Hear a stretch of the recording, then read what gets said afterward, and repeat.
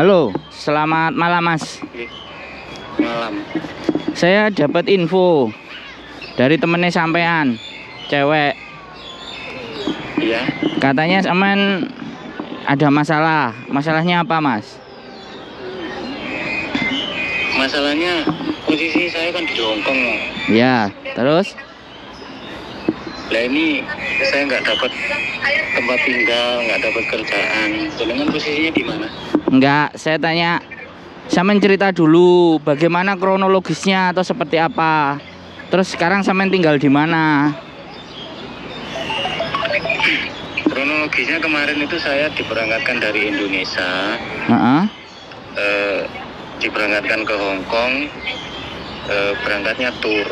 Terus? Kemudian di sini katanya ada yang nampung, ada yang sanggup lah istilahnya nyariin aku kerjaan, nyariin tempat tinggal namanya. Tapi posisinya dia itu juga,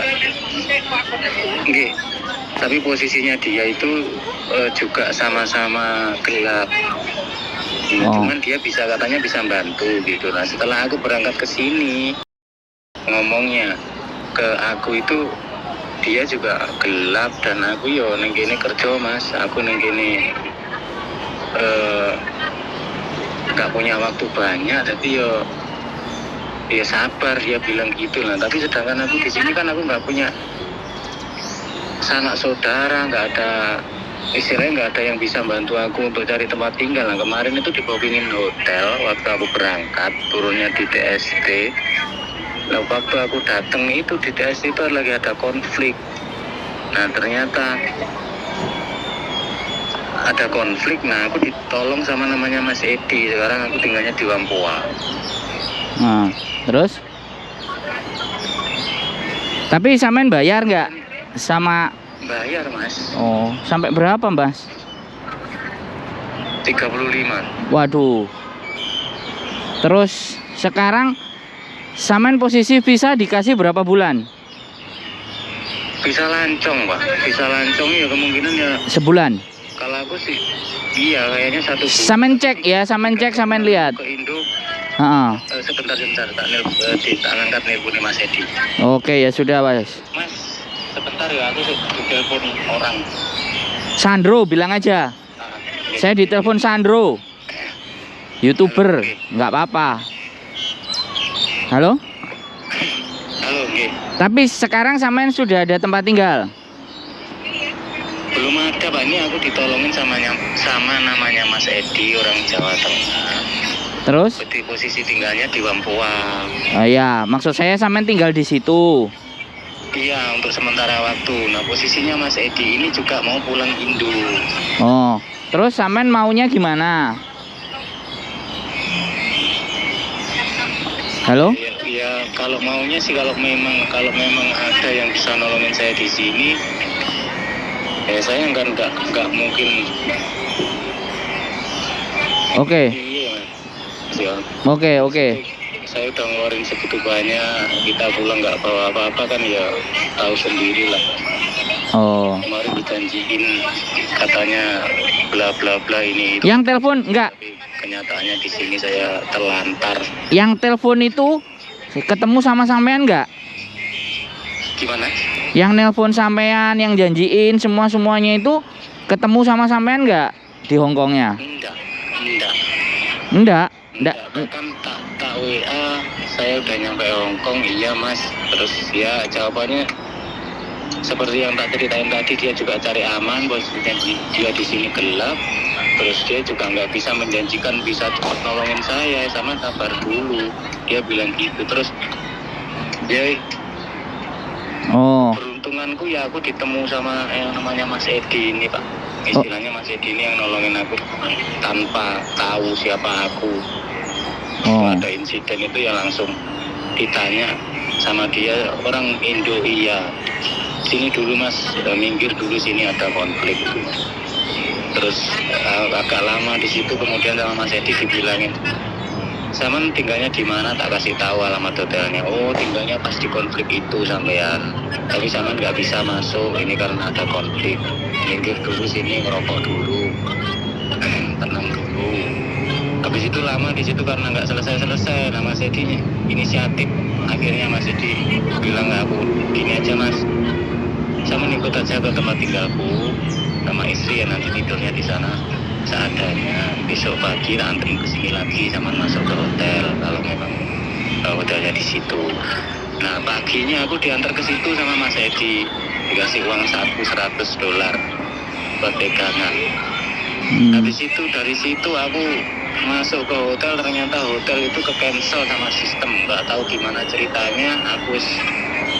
Aku sudah konfirmasi sama pihak hotel, ternyata hotel itu ke cancel dari sistem Agoda. Setelah itu aku minta konfirmasi ke pihak Indonesia. Aku ngomong, ini hotelku nggak bisa ditempati karena ke cancel, ini gimana ceritanya. Habis itu oke, minta maaf karena hotelnya ke cancel. Sekarang tak orderin lagi. Diorderin lagi itu yang kedua kalinya itu di perbatasan Cina daratan.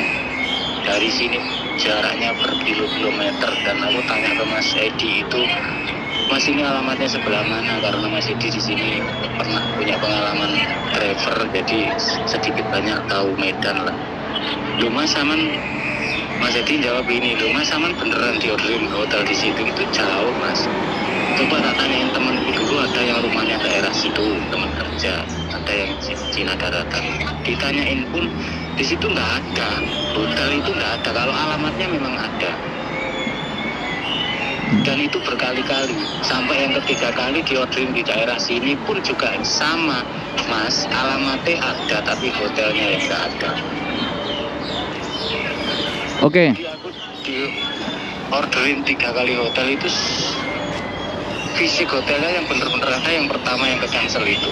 Oke. Kalau yang kedua, yang ketiga aku memang sengaja nggak nyamperin, soalnya aku punya pikiran ini buang-buang waktu. Oke. Aku belum istirahat sama sekali selama beberapa hari, belum makan, belum ini, belum itu. Samen sekarang posisi di mana? Aku di mana ya? Itu kan ada mbak-mbak tuh, itu kan bisa ditanya tuh mbak-mbak belakang itu. Iya, Mbak. Maaf, mau tanya ini alamatnya mana ya sih? Wampo. Pasar gitu ya? Gimana? Exit A. Oke. Oh, Wampo exit A. Oke. Oke. Samen tunggu sebentar aja di situ. Suamiku berarti kepotong 3 hari kan? Iya. Berarti masih 11 hari kan? Sebetulnya kalau tur itu sebenarnya 1 bulan, bukannya itu kok, bukan 2 minggu kok bisanya kok. Ya katakanlah bisa atau enggak bisanya nanti kalau seumpama aku bisa nemuin jenengan dulu gimana? Iya, makanya Samen santai dulu. Pokoknya tenang ya. Samen sudah nomornya saya pegang. Yang penting ada pulsanya, ada internetnya aman ya. Oke? Iya. Ya wes. Ngobrol dulu ke sana. Kalau masih bingung, masih bimbang, kasih tahu saya, oke? Oke? Halo? Iya. Ya wes, gitu aja Mas ya. Nanti tak hubungi lagi Samen ya. Oke? Iya Mas. Oke. Nomornya ya. Yuk, bye-bye. Assalamualaikum. Oke ya teman-teman, jadi banyak sekali ya korban yang seperti ini kejadiannya. Saya nggak tahu ini korban apa mengorbankan diri ya. Tapi kali ini saya ada di Kos BB, saya mencoba. Kita akan cek apakah nanti kita ada posisi dan tempat untuk bagaimana sementara dia tinggal. Kalau saya dulu sih di Victoria Park, namanya juga cowok, nggak pernah bingung dan nggak pernah khawatir.